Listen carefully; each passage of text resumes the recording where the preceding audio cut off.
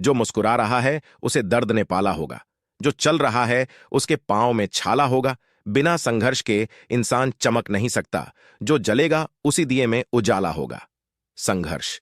क्यों बचे संघर्ष से? संघर्ष ही तो जीवन की आत्मा है। जितना कठिन संघर्ष होगा उतनी ही शानदार जित होगी। एक बार एक किसान भगवान से बहुत ही नाराज हो गया। किसान बहुत मेहनती था। बहुत मेहनत से वह खेतों में अनाज उगाता, उसकी देखभाल करता, पर अक्सर उसकी फसल खराब हो जाती। कभी तेज धूप, कभी आंधी, कोई न कोई कारण बन ही जाता कि उसकी फसल खराब हो जाती। एक दिन वह किसान गुस्से में आसमान की ओर देखकर भगवान से कहा, हे ईश्वर, आपको लोग सर्वज्ञाता मानते हैं कि आप सब जानते हैं। कहते हैं कि आपके इच्छा के बिना एक भी पत्ता नहीं हिलता। पर मुझे तो लगता है कि आप छोटी सी छोटी बात भी नहीं जानते।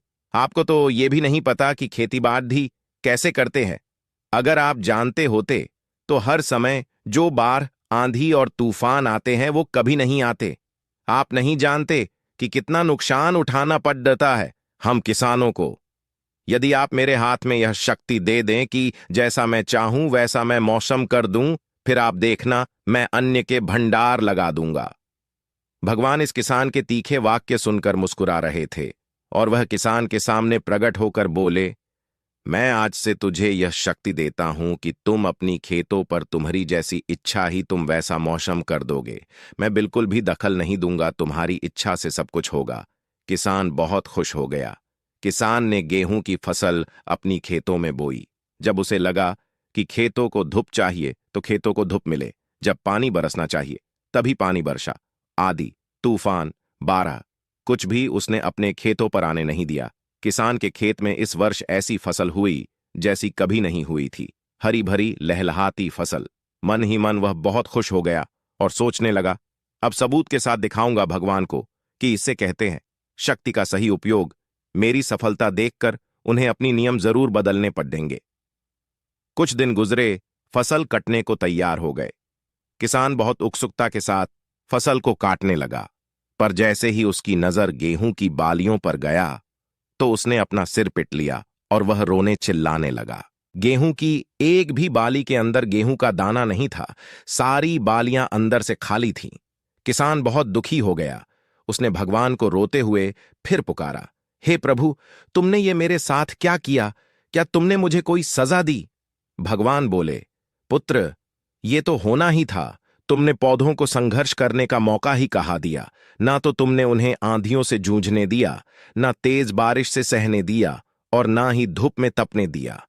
एक भी चुनौती का सामना तुमने उन्हें नहीं करने दिया। इसीलिए सारे पौधे अंदर से खोखले रह गए। जब आंधी, तूफान, तेज बारिश और धूप पड़ती है तभी ये पौधा अपने अस्तित्व को बचाने के लिए संघर्ष करते हैं और इसी संघर्ष से एक बल पैदा होता है जिसमें शक्ति होती है, ऊर्जा होती है। और यही ऊर्जा पूर्ति तेरे गेहूं के दानों की तरह जो नहीं फूटी, तूने उन्हें कठिन परिस्थितियों से गुजरने ही नहीं दिया जहां उनके अस्तित्व का जन्म होता। सारे बालियां इसीलिए खाली है, इसमें एक भी गेहूं का दाना इसलिए नहीं है क्योंकि तुमने अपने पौधों को संघर्ष कराया ही नहीं। याद रखिए, स्वर्ण में सवर्णीय आभा तभी आती है जब वह आग में तपने, गलने और हथौड़े से पीटने जैसे संघर्षों से गुजरता है। कोयले का टुकड़ा हीरा तभी बनता है जब वह उच्च दाब और उच्च ताप की मुश्किल परिस्थितियों से गुजरता है। इसी तरह यदि हमारी जिंदगी में कोई संघर्ष ही ना हो, कोई चुनौती ही ना हो, तो हम भी गेहूं की बालियों की तरह खोखले रह जाएंगे। कोई अस्तित्व नहीं होगा हमारा। विपरीत परिस्थितियां, चुनौतियां, समस्याएं हमें और अधिक निखारती हैं। यदि जीवन में कठिन परिस्थितियां और चुनौतियां आए तो घबराना मत, बल्कि सामना करना। विश्वास करना कि आप और अधिक निखर जाओगे और अधिक मजबूत बन जाओगे। किसी ने कितना सही कहा है, जिंदगी जीना आसान नहीं होता, बिना संघर्ष कोई महान नहीं होता। जब तक न पड्डी डीढ़े हथौड़े की चोट, तब तक पत्थर भी भगवान नहीं होता।